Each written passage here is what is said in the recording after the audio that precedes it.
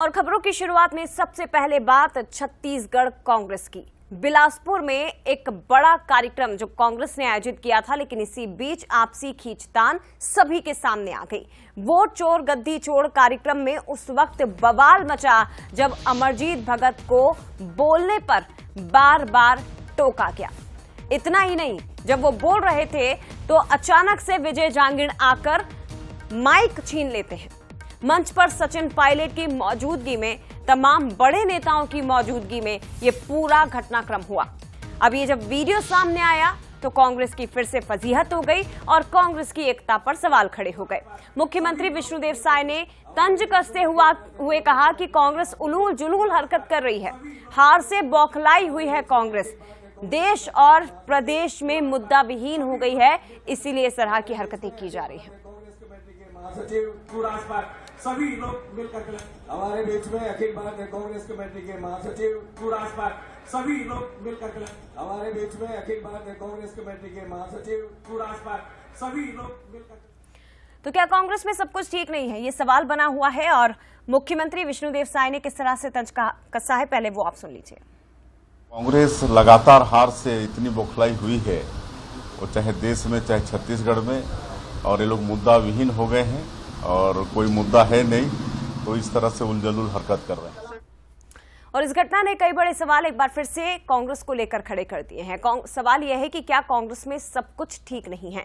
सवाल ये भी, क्या ये घटना कांग्रेस में गुटबाजी का संकेत है। जो घटनाक्रम हुआ उसने सार्वजनिक मंच से सवालों को खड़ा किया है। क्या ऐसी घटनाएं नेतृत्व की कमजोरी को दर्शाती हैं। सचिन पायलट की मौजूदगी में आखिर ऐसी घटना कैसे हो गई, जब प्रदेश के प्रभारी ही उस मंच पर मौजूद थे और उस समय ये घटनाक्रम घटित हुआ। अमरजीत भगत, आप देखिए ये जो वीडियो है वो काफी वायरल भी हो रहा है छत्तीसगढ़ में। अमरजीत भगत जब बोल रहे थे, अचानक से विजय जांगिड़ आते हैं, माइक छीन लेते हैं और अपनी बात पूरी करते हैं। और उस वक्त आप देखिए भगत वहां एक सेकंड भी नहीं रुके, एक सेकंड भी नहीं, और तुरंत वो वहां से निकलकर अपनी सीट पर जाकर बैठ जाते हैं। तो ये तस्वीरें जो आप देख रहे हैं, ये बिलासपुर में कांग्रेस ने जो मोदी सरकार के खिलाफ वोट चोर गद्दी चोर सभा आयोजित की थी, इसमें एक शक्ति प्रदर्शन की बात कही जा रही थी, कांग्रेस की एकजुटता की बात कही जा रही थी। सभी दिग्गज नेताओं को एकजुटता प्रदर्शित करने की नसीहत भी दी गई, लेकिन वो दिखाई नहीं दी। और इसके बावजूद छत्तीसगढ़ प्रभारी सचिन पायलट की मौजूदगी में गुटबाजी हावी होती नजर भी आई है। हमारे साथ दो राजनीतिक मेहमान इस पर चर्चा करने के लिए जुड़ गए हैं। अमित चिमनानी जी प्रदेश प्रवक्ता हैं बीजेपी के, और इसके साथ ही अभय नारायण जी वरिष्ठ प्रवक्ता कांग्रेस के हमारे साथ जुड़ गए। दोनों का ही बहुत स्वागत। और सबसे पहले अभय नारायण जी, आपकी प्रतिक्रिया।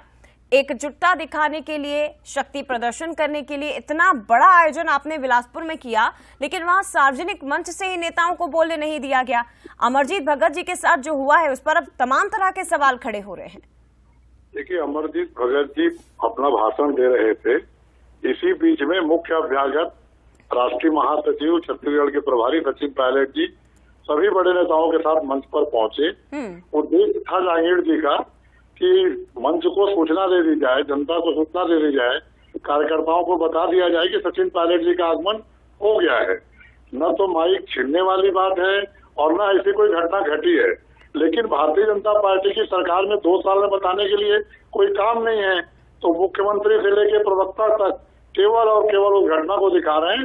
ये हमारी लोकप्रियता है कि भारतीय जनता पार्टी हमको दिखा रही है, लगातार प्रचार प्रसार भी कर रही है, लेकिन एक बहुत सामान्य सी घटना है जो भाजपा के बंद कमरे में रोज हो रही है, वहाँ तो माइक दिया ही नहीं जा रहा है, छीनना तो दूर की बात है। बंद कमरे में हो, 4 दीवारी के अंदर जब होती है चीजें तो सामने नहीं आती। अभय जी, अगर सार्वजनिक मंच पर आ जाए, सड़क पर अगर अंदर की बात आ जाए तो फिर तो सवाल उठते हैं ना। ये एक घटनाक्रम जिसका आप जिक्र कर रहे हैं, इसके अलावा डहरिया जी ने जो चमचे वाला बयान दे दिया, उसके बाद भूपेश बघेल जी अलग तरह की बात कहते हैं कि अब मत बोलना कि हमारी सरकार ने काम नहीं किया इसलिए हम हार गए।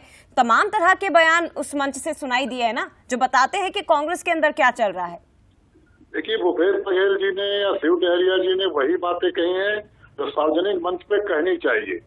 हमारी सरकार 18 से 23 की सरकार किसान की सरकार थी, जनता की सरकार थी, और पूरा छत्तीसगढ़ आज भी आश्चर्यचकित है कि सरकार चली कैसे गई।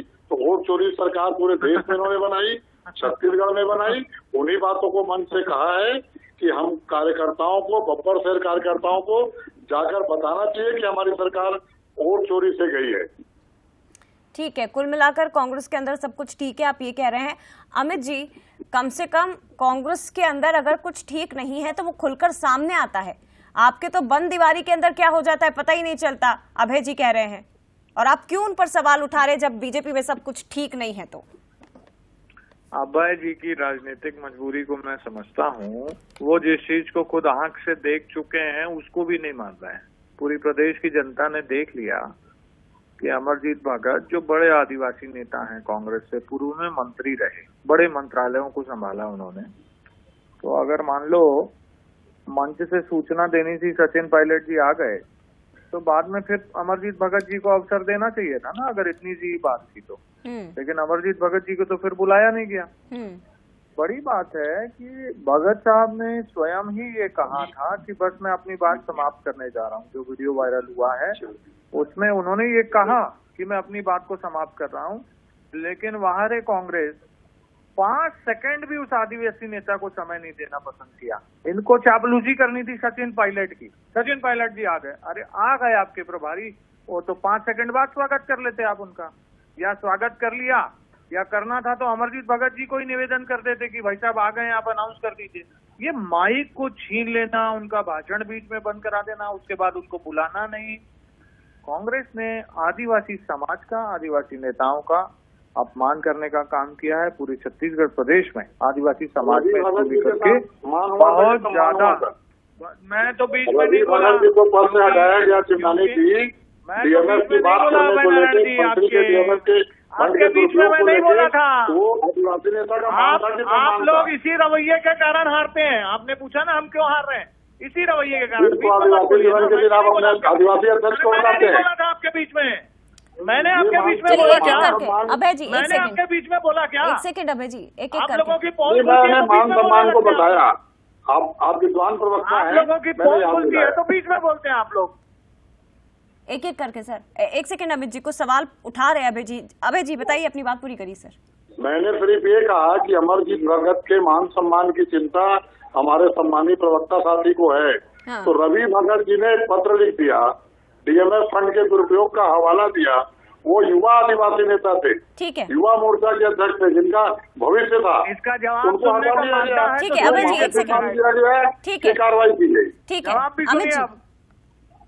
रवि भगत ने सारे कांग्रेसियों के मुंह पर यह बोलकर चाटा मारा है कि मेरे विषय में कांग्रेस के लोगों को बात करने की जरूरत नहीं है, भूपेश बघेल अपनी राजनीति कहीं और से चलाएं।